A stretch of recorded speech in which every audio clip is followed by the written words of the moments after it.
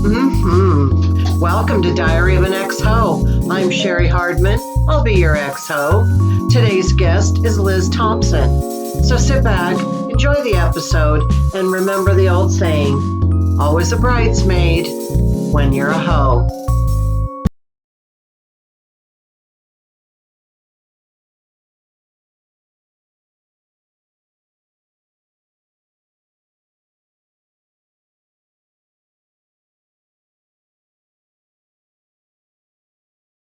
How are you, Liz?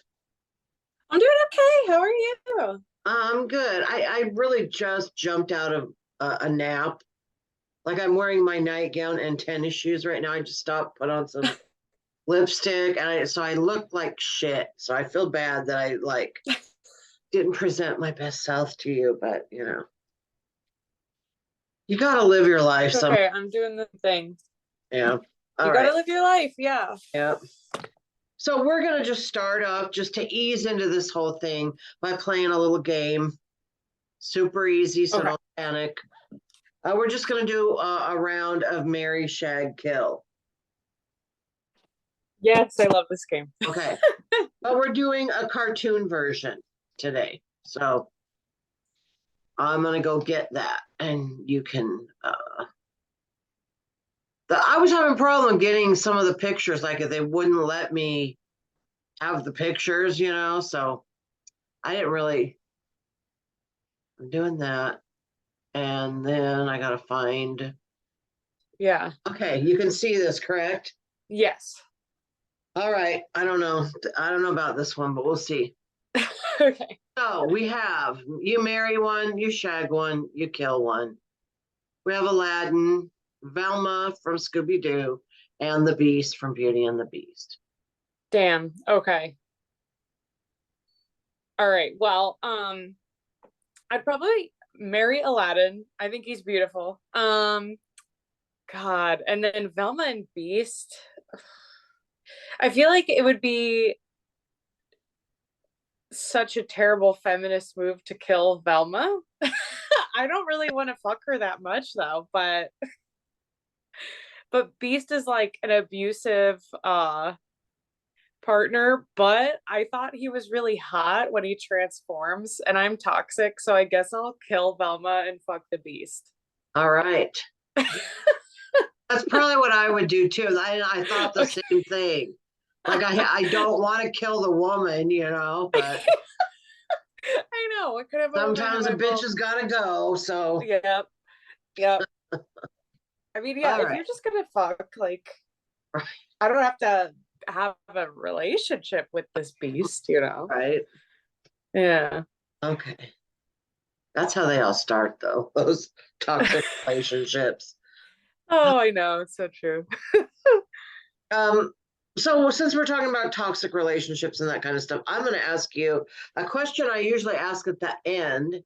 now, just for fun. Do you have any sexual regrets? Oh, of course. Yeah. Many. So many. Maybe more than happy ones. I don't know. Oh, I never thought of it that way. Ooh, I know, isn't it terrible when you that's a make that harsh, realization? that's a harsh. Whoa, you just blew my mind with that. Yeah, as a woman, it's just like, damn. Sometimes it is they're all the frogs. Mm-hmm. Oh, great. The dogs are going to bark now. Okay. So I'm just going to kind of go back into your childhood and go forward.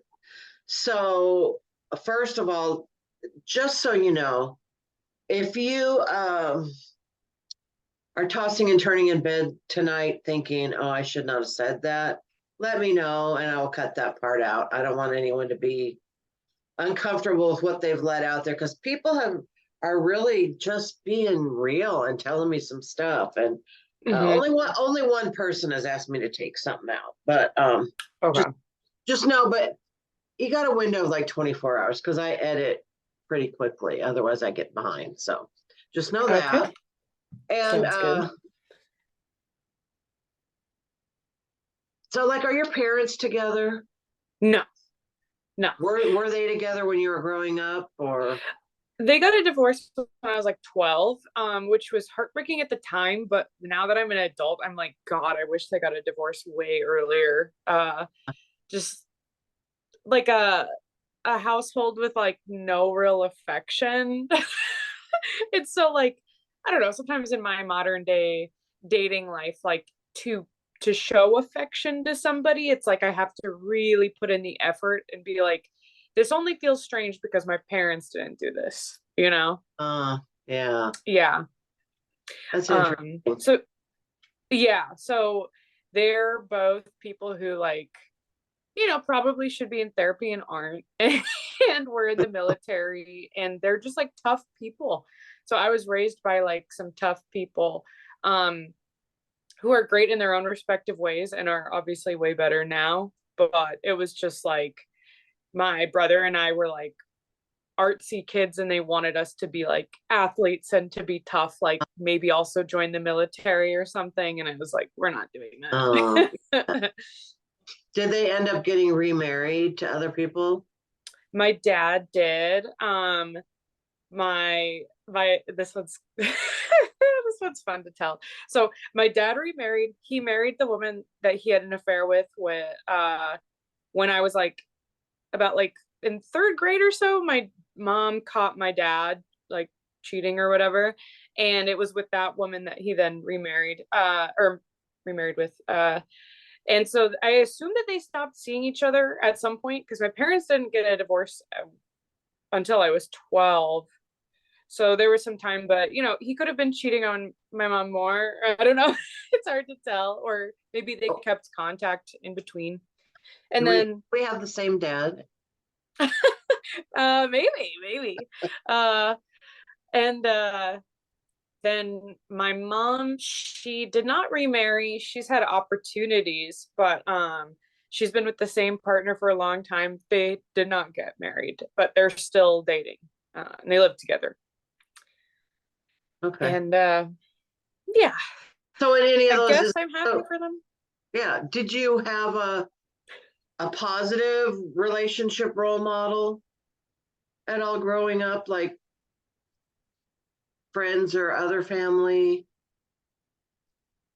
Oh, a lot of my friends growing up also had like either divorced parents or just like strange parents. It Mm, wasn't really until I was kind of an adult I saw like healthier partner dynamics. right. Um yeah, I'm it was probably like God, it's so funny to think that this is like hard because you realize as you get older, like you attract. Yeah. Did I lose you? Oh, Cheri, there you are. Yay. Hey, okay, I was scared I lost you. Okay, Okay. so we were talking about positive role models for relationships, and then you said something about you were starting to say you Oh attract, yeah. and then that's where I lost you. Um, Dang, it looks like you're kind of like paused again. I don't know what's going on with my internet connection, if it's me or what. But I didn't really like witness very healthy relationship dynamics until I met maybe some of my step family. Um, so although like there were high tensions with my stepmom and stuff for quite some time, like uh I did meet a lot of her family and they were very kind and nice to me. And then to witness like, oh, okay, like, there isn't this weird animosity held between couples all the time or this Right. uncomfortable tension all the time. You can be relaxed with your partner and genuinely like them and Mhm. have a healthy relationship. Right. Sometimes people are just married to the wrong people for them. Yeah, 100%. And like, I was born and raised in Nebraska, so there is this like old school traditional religious thing there. And so if I stayed there, because I moved to Vermont to live with my dad when I was like 16, So if I had stayed in Nebraska, it's totally possible I would have done the exact same thing and like married somebody that I fucking hated and like had kids with them and then just like, I don't know, killed myself or something. so um so yeah, it wasn't until I was like an adult that I started to witness healthier behavior. And then I was like on and off of therapy growing up. So that also helped me regulate my emotions. And I was still really awkward with dating and still kind of am, but I'm better. So Do you remember like this is what I call like your sexual awakening, like when you realize there's something going on in this world that I previously was unaware of? Can you tell me about that? for sure, I feel like I've had a few sexual awakenings. And one in particular is when I knew that I wasn't exactly straight was I saw a music video with Boy George in it. And I was like, is that a woman? Is that a man? The name is Boy George, but they're like the most beautiful person I had ever seen at that point in my life. And so that was like, I, that was one of the moments. And I just was really into music and watching music videos. So I was very attracted to just like musicians and like men with long hair in particular. And then, you know, like women who look like Joan Jett or something, Right. just like tough ladies. And and yeah, so I just felt like a lot of shame about sexuality at the same time because I was like half of my family was Catholic and I was uh, baptized into Catholicism and stuff. And then my other half of my family was like Protestant and they were like, we don't talk about sex at all. So like I remembered explaining to my younger cousin once the MPAA like rating system of like, oh, a film can be PG-13 if they show like cleavage of a woman, but if you show a nipple of a woman, it's rated R. And my Protestant grandmother overheard me say that. And mind you, I was like maybe like a teen or something, a very young teen at the time. And she was like, you should not be talking about that at all. And I was like okay.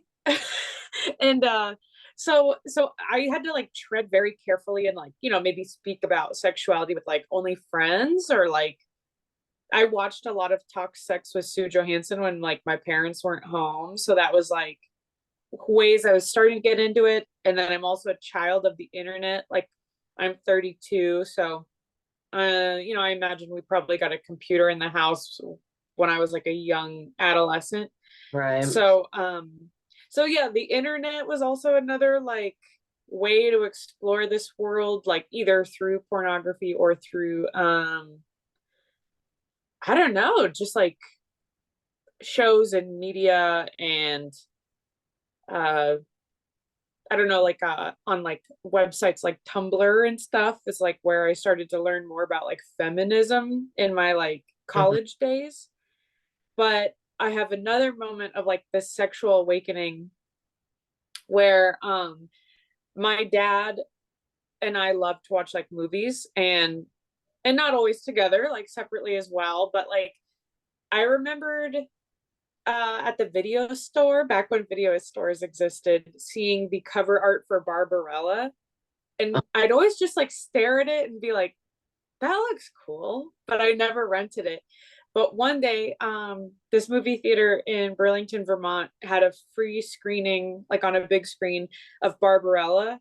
And I went and my dad happened to come with me. And I felt like watching that movie, that was like really what awoken this like this sexual being in me that was mm, like okay, like a woman can have autonomy about sexuality, which you know maybe I had read before but it never like clicked.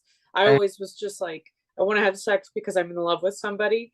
And then I watched Barbarella, was just like absolutely wowed, and that it was also like made in, you know, maybe like the 60s or 70s. and that this woman is just like the sexually liberated superhero. And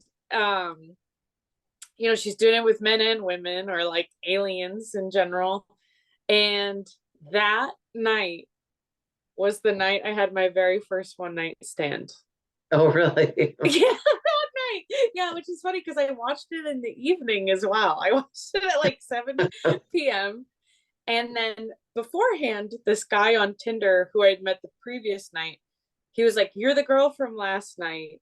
We had met like at a bar, and I was kind of like, I felt like knew he was into me, but I was like, he was like a grown man, and I had never been with like a grown man. I was like 23 at the time, so only with like guys my age or so.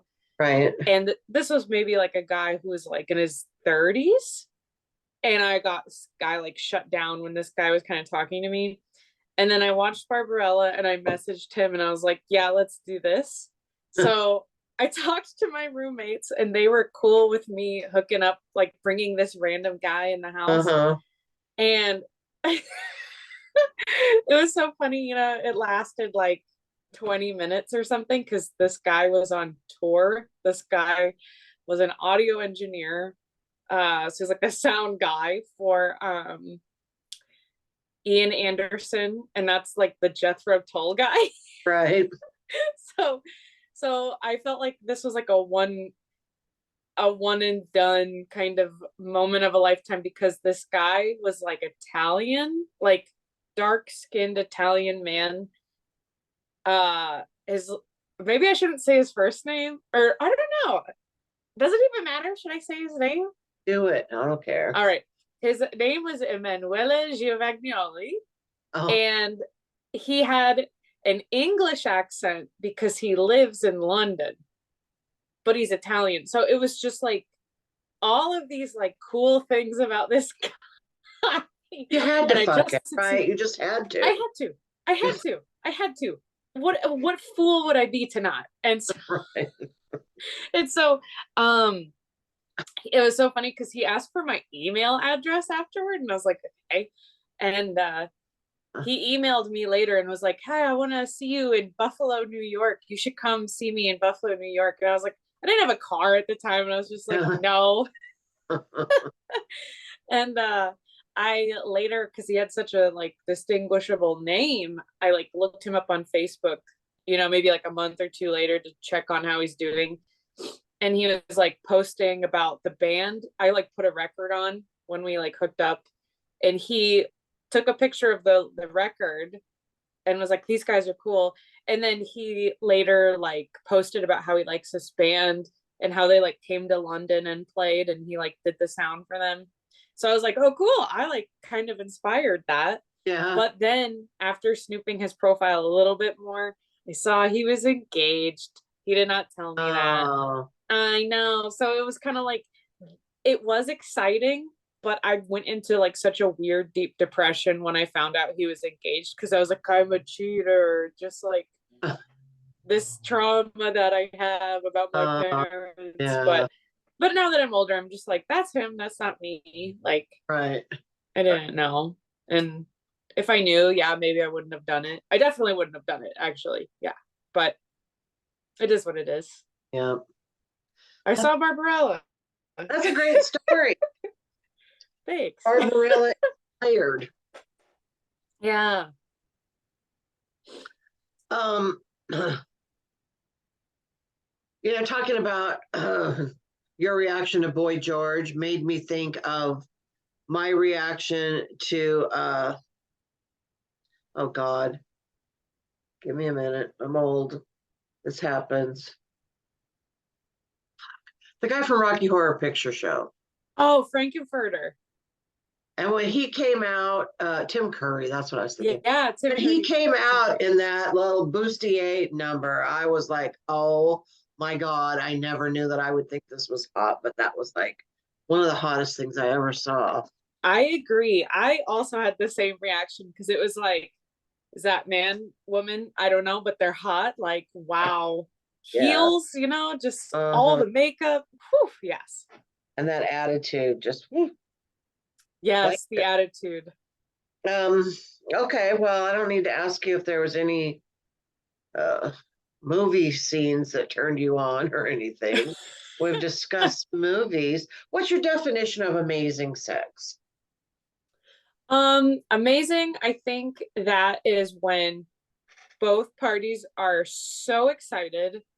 Um, it's most likely not your first time having sex together because sometimes the first time can be a little like awkward. And that's okay.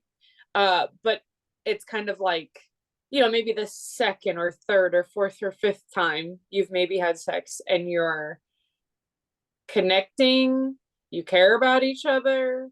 It almost seems like not necessarily like effortless, but it kind of is of like you might be doing a workout, but it's like you're both so jazzed about it that Hmm. putting in that extra effort is like so easy. Um, because sex can be really exhausting, but it's like when you're so excited that you're willing to run this For it, marathon, you yeah. don't care. Mhm. Yeah. Um, and I think when you're able to like communicate freely and say like, hey, can we take a break? And then you take a break. You take a little water break and then jump right back in or something. Hmm. Um, or yeah, or maybe like you try a new position in the spur of the moment and it's just like, whoa, this is amazing. Um, and then yeah, you gotta have like multiple orgasms if one is not enough. Uh, so yeah, just like lots of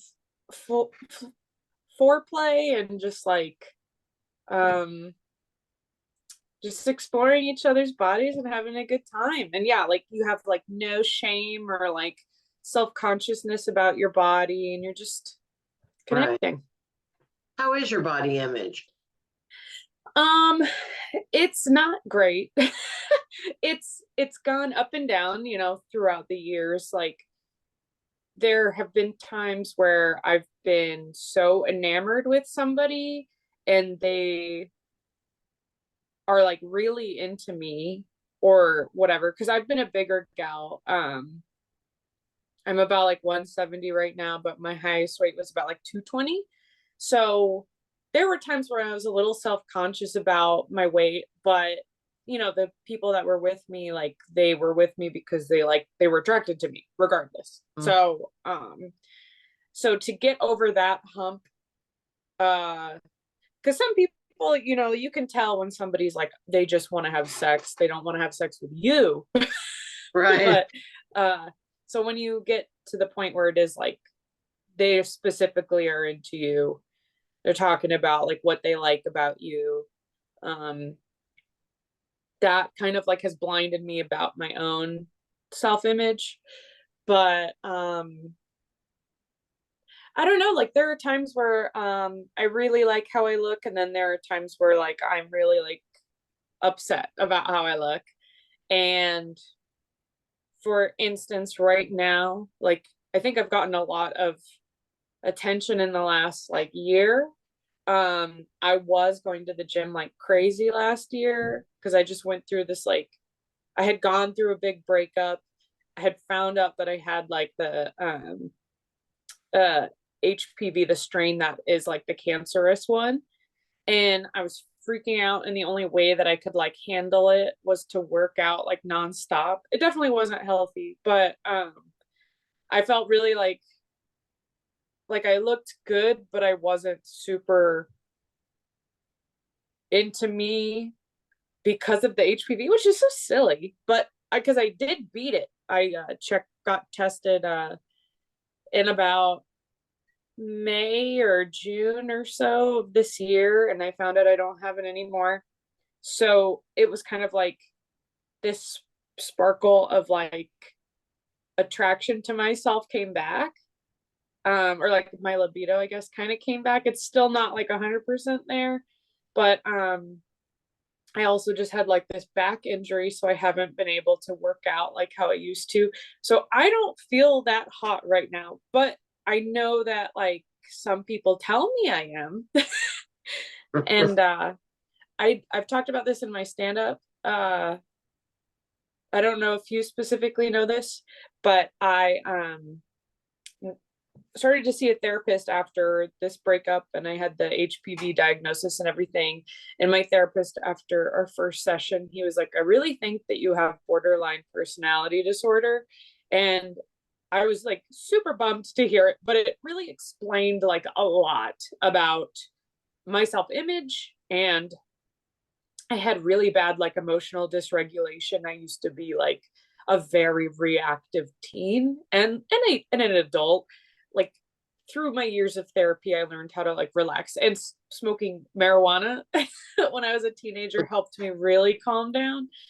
Because I used to be like a really angry person, and I think it was just years of bottling up emotions because my parents didn't really want me to be an emotional person, that it was like whenever I would become emotional, it was like big, like yelling, crying, screaming.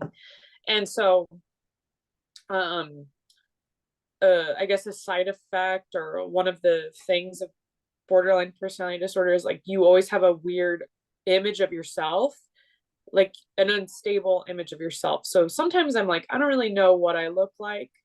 um I go through phases of like right now this is like mullet Liz, but like in the past I used to have like big hair and like was very kind of glamorous feeling. And I probably felt more attractive back then, which is funny because I was heavier back then and less muscular. But yeah, or just like when I'm seeing somebody and regularly having sex, like I feel like I look better. And because I haven't had sex in like a year and a half, I feel like I don't look that appealing, but I know that it's fine. I don't know if it's like a pheromone thing or what, but so the self-love journey, because I know I deserve to like myself, it's like I'm Mm. still working on it. And I know it's only going to get better, but it is like up. Um, but yeah, I'm way less angry at myself than I used to be. And yeah, That's great. Well, um, I also look like my mom real quick. And my mom like doesn't like how she looks and dealing with her own self-hatred towards her own looks. And then her own like anger towards me has kind of like made me feel like, oh dude, I look like her. But I shouldn't be super bummed about that, like she's not an ugly person. She just, you know, I don't know. there's something weird about that because my mom's a beautiful woman. Mhm. Okay, I've always thought she was beautiful, but sometimes, like, especially if I see like a video of myself doing stand up, I can see there's something in my mouth that's like her mouth, and it bugs the shit out of me. I don't know why. I guess because I feel like, I don't know. I just feel like that's her mouth talking, not mine. It's just weird. I don't know. It is weird. Yeah, like I can see bits and pieces of my face that belong to other people in my family. Like I kind of have like my dad's kind of like eyebrow thing going on here. I have like his smile kind of, and but everything else kind of belongs to my mom. Or like actually, yeah, like this part of my face here is like my grandma, my English grandma, my dad's mom. And yeah, because sometimes when they smile, they kind of squint like this, and it's like, oh, that's them. Or like what? Or like my nose front on looks very kind of like English Welsh, but to the side, it's like my mom's nose, kind of like a curved nose. So Yeah. it's so weird to Your just nose see does these look things. totally different from the side than it does from the front. It does. It's so weird. I don't know why. It's like English, and then this is like my Latino nose Uh-huh. from the side. So I don't See, know. It's really weird. Yeah. my nose just looks like someone took a big blob of clay and then just left it there. It's like, I hate it. Oh, Are you into porn at all? oh, so this is an interesting question. So I used to watch it pretty regularly. I recently have been trying to not watch it. Um it can be kind of triggering sometimes. Just like I've had some exes who have like porn addictions, and so I'm nowhere near on the like level of them as that, but um it's difficult.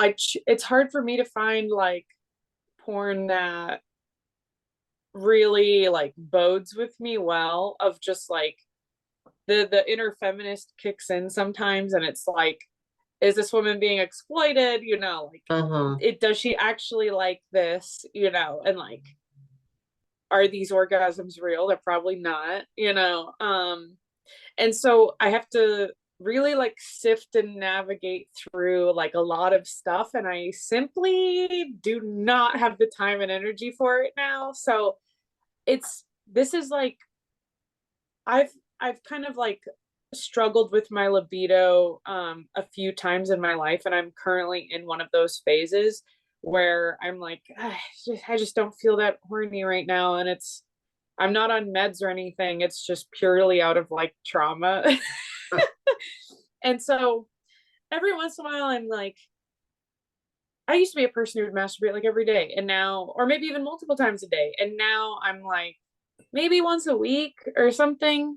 I would like to do it more, but sometimes I'm just not in the mood, and when I'm not in the mood but I want to be in the mood, then I'll maybe watch a porn. But it's just been hard finding like what I like, because what I've liked has changed. Right. And then I find myself watching stuff that I'm not even turned on by, but I'm like fascinated by. Like sometimes I'll just like to watch like a dominatrix just like whip a man, and it Oh, doesn't turn me on, but I just am like, yeah, I want to do that. I'm not like normally a sadist, but I think that it's just like, it feels good to see a woman just like beat right. the shit out of a man. Huh. That might be good for like when I'm mad at my husband. I should watch some of that or something. I don't know. Yeah, Never you thought should. I'll send you one. of All right. Do you still have a sexual bucket list, or do you think you've done everything that you wanted to do?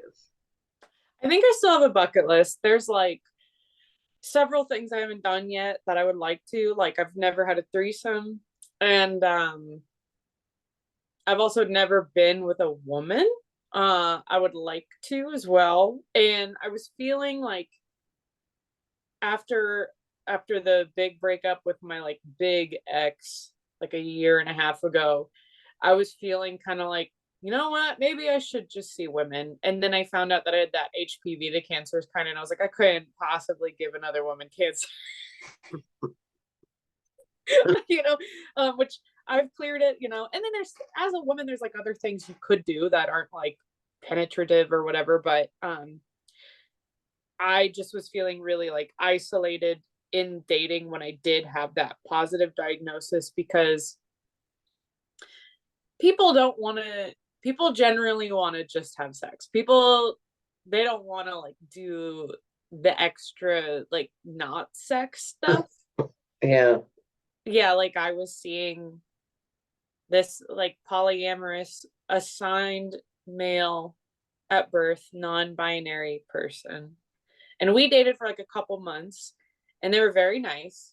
um and they like fingered me a couple times, and that was like cool, but it was just like, it always felt just like it's not enough, even I was like dissatisfied. I was like, I just want to have sex, like that's Mhm. what I want, is like to connect with somebody that way. um and so I don't know, I went through like a big break where I was just like, uh I'm not gonna just like date any losers, any random losers that I don't really like that much, because like I used to just let these people walk all over me, and I was codependent, and I would just like follow them with like tail tucked behind my legs, and it's just like, oh, I totally deserve to be treated with respect. That's like what I give my partners. Like, So I don't want to settle.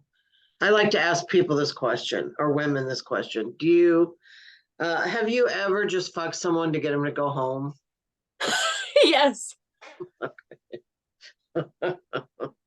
Yes, yeah. There was like a time where this guy was just like, he said he'd walk me home and that he didn't need to like sleep with me or whatever. But then when he got to my doorstep, he was just being a little bitch about it. And I was like, oh my fucking God, fine. Like, oh, that's six of you. Can you imagine like having sex with someone knowing that they're just doing it to get rid of you? They Yeah, don't care. They don't care. I know. Men are pretty pathetic sometimes. Ugh. Yeah. All right, so I am out of questions now. So if there is any topics that you kind of want to talk about, or if you have any I didn't forewarn you, I'm not very good about that. Or just any interesting stories that you think would be entertaining. Okay. About that. Okay. I might have a few things in mind. One of my favorite stories I love to tell people about, I'm a person who like, I do stand-up comedy. I used to be like a really shy person who was like scared of being in the spotlight, but I grew to like it. But there's this thing about like humiliation that I don't like. I hate that feeling of being humiliated and like looking stupid. So the cool thing about stand up is like you have a plan of like I've planned these jokes that like kind of put me in a stupid light, but I'm going to make you laugh, you know, and I set it up to make you laugh. Right. But, you know, sometimes when people like laugh at me when I've like, you know, tripped and fallen or something, it's like, oh, that hurts. But there was like one time when I was younger, I was probably like 25 or so, and I was having sex with this person named Ivan. And we had like good sex together, whatever. But there was this one time we were doing it doggy style, and my hand slipped. Well, you know, like while I'm like on all fours, hand slipped and my head just like hit the wall. And it was like so funny that like if it happened to me at any other point in my like previous youth, I would have been mortified. But Right. I love that story that we both just burst out laughing. And I wish I could see what it was like from an Right. outside perspective of just like Too bad you weren't filming at that particular moment. no. So that's like that's one that I always hold like near and dear to my heart. I'm just like that was funny. Uh-huh. As for like another good story, let's see. Uh I don't know, like I've had some like really good experiences, some not so great experiences, but that's the first one that always comes to my mind. Do you have any Um weird locations where you've had sex?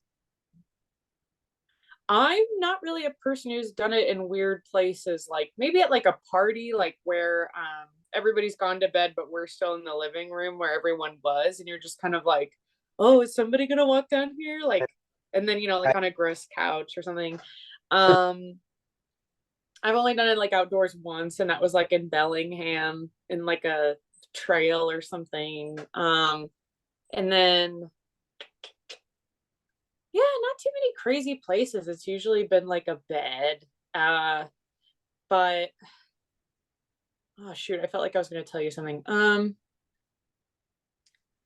Well, let's see. I've forgotten where I was going with that, but I wanted to ask you for advice. So I think I told you I've like kind of gone through these moments in my life where I've lost my libido. Like I went through a really traumatic breakup when I was like 27, and for about 6 months I had like no libido, like not even a flood, like a flutter down there. It was like I lost all nerve endings down there. But there was like one moment where I like caught eyes with the guy that I was like attracted to, and it like all came back at once, and I was like, oh my God, it was like overwhelming. And there are like just tiny like flutterings here and there for me now. I don't know if you've ever experienced that, but I know that deep down inside I want to like have sex again, and it might not be for love. You know, it might be just to have sex. Um, what do you have any advice of like what I should do to like help me get more in the mood or something? Have you had your hormones checked? No, Because it's it a good could just idea. be a hormonal thing. Because I am past menopause. Mhm. So my brain wants to have sex, but my pussy's like, nah, I'm done, kind of. Mhm. And so that's really a weird thing. Um, but so I know that because I'm past menopause, my hormones have affected how I feel about having sex. That's why I just bring that up. I mean, you're young, so probably not, but it could be something just hormonal. But when you had a lot of like shitty interactions with people, I mean, you know, things just like I don't even fuck with that. But Yeah. this is what I think. I think the more sex you have, the more you want. The less that you have, the less you want. It's just a shift of what you're focusing your energy on. Mhm. So, I mean, if you want to have more sex, you got to think and talk and look at sexual things more, and just flirt more. Just flirt Okay. with men and women, whoever. Doesn't have to be like you're going to fuck them, but just bring that side of yourself out. And then I think it will just fall into place. Because, last night this man came up to me after the show, Uh-huh. and he came over and I think he shook my hand. I know he touched me, but he sent me that like energy. And he's like, I always enjoy watching you perform, and just looked me laser in the eye. And I was like, whoo, whoo. Like I felt it. I'm like, I don't know Yeah. what he's sending, but I caught it. And then later on, I was like, oh, that guy hugged me. And then I was like, I don't even think he hugged me, but it felt like he did. That was weird. The So, energy is so real. right. So if you Yeah. send that energy where you want to direct it, it'll come back. And they also say, if you really want to connect with someone, just imagine your heart pouring into their heart. Just energy. I don't know. Wow. But just That's go impressive. throw some energy around, see what happens. Okay. Yeah, because I haven't gone out that much because I had this back injury. Oh, and that was another thing. So it was like the libido started to come back, but I was working with this like slip disc that I'm still kind of like healing from. And so then I would be like, oh, I should masturbate. So I would. And then like when I would near climax, your muscles in your back are kind of like tensing, and then it would hurt my back. And I'd be Ah, like, dude, I can't even what? ah, So it's like I think it's getting better. I remember having a couple orgasms where it didn't hurt, but it was just like, dude, for real? Like well, yeah. I I mean, who wants to do that if that's what's going to happen when you do it? But right? Yeah, so that was kind of a new thing to me of just like, oh, I never thought that, like it could be painful in ways outside of like sexual organs. right, But then that also makes you think like, oh, maybe the back is a sexual organ too. Like I do need it to do these things. got to move around Um, with it. Yeah, yeah, exactly. So, so yeah, I haven't been going out as much, but maybe I will, and I'll just I send think some of that energy out. I think like people your age are so reliant on the internet for meeting dating partners, Yes, and I think that is counterproductive. it is hard.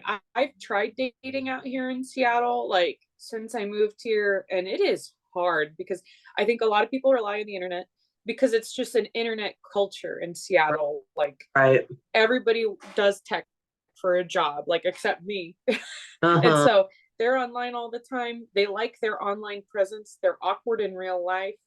Um, and I have like had good conversations with people in real life in Seattle, but it's just I moved from the East Coast. So I was living in Vermont for a while, and then I moved here, and it's just people are not social like how they are on the East Right. Coast. People on the East Coast still have to gab with you. Like it doesn't matter if you're a stranger. And then here, it's like people don't want to make eye contact with you Yeah, Seattle. ever. I think Seattle sucks personally. I live See, out I'm Federal kind Way. Tacoma's just so much better for meeting people and talking to people and being able to say whatever you want without everyone's buttholes tensing up like they do when you do yeah, Seattle. like Uh, Seattle's gorgeous, but it's just like I don't It's think I can live here unfriendly. forever. Yeah, It's very unfriendly. mm, And then Seattleites will tell you that's not true. And it's like, it is. right. It is. It Yeah. is.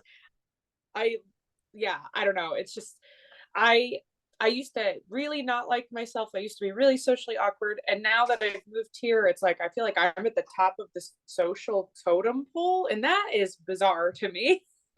So, but I mean, I'm happy at the same time, but it's just like, Find a chuckle fucker. I love it. What'd you say? To find a chuckle fucker. It's hard because like my act is very sexual, which is funny because I'm not very sexual at the moment, but I just think it's important that women talk about their sexuality. And so sometimes the attention I do get after a show is like from people who are like clearly in relationships or like not my type or something, or like Um, I'm just so jealous of like how men have groupies that are like legit. And I feel like female comics, it's like our groupies are not. yeah, that's true. That's true. But yeah, so it's kind of I don't like want to date a comedian though, you know. I have never hooked up with another comedian. I might someday. There's like at least one I got my eye on. Not on the Pacific Northwest Right. area though, but on the East Coast, there's somebody that I'm like, I would definitely have sex with them. So they might be my one person, but I've never dated or had sex with another comic. I've had opportunities, but it's just like It this would be is like fun my to go out of workplace. town. It would be fun to go out of town and do that. Hook up with a Yeah, in another scene, not your own. Yeah. yeah. Because it's just like I think we've all seen how a lot of that ends up, and it's not Right. good. Right. It's not good. And then yeah, if you're going to mics, you're going to shows, like you don't want it to be awkward, you Mm-hmm. know. Yeah. That's why I hook up with musicians, because it's just They leave, they go out of town. yeah. But All yeah, right. All right. I think we're good. We've yeah, done all close to an hour. So um thank you. It's been a lot of fun. I've had a it's good been a lot of fun too. getting to know you better. What is your Instagram handle? My Instagram, it's like Lipton iced tea, but it's Lizton iced tea. So Okay. Lizton iced tea. Okay, cool.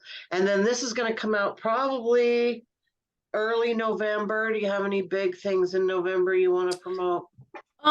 In November, I've got my calendar out. In November, I am doing Brian Trendler's show on November 17th, and that's out in like, is it Bothell? Bothell, yeah. Yeah, so I'm doing that. And then I'm doing an and Fine on November 18th. I don't remember where it's at, but certainly somewhere in Seattle. On November 18th, I'm performing. So those are the big upcoming ones. Right. I think I have a Trenchers date and a Shanghai Lounge maybe in like December. I'll post those on my social. Okay, cool. All right, well, have a good rest of your day. Thanks, you too, All right. Cheri. Bye. Bye.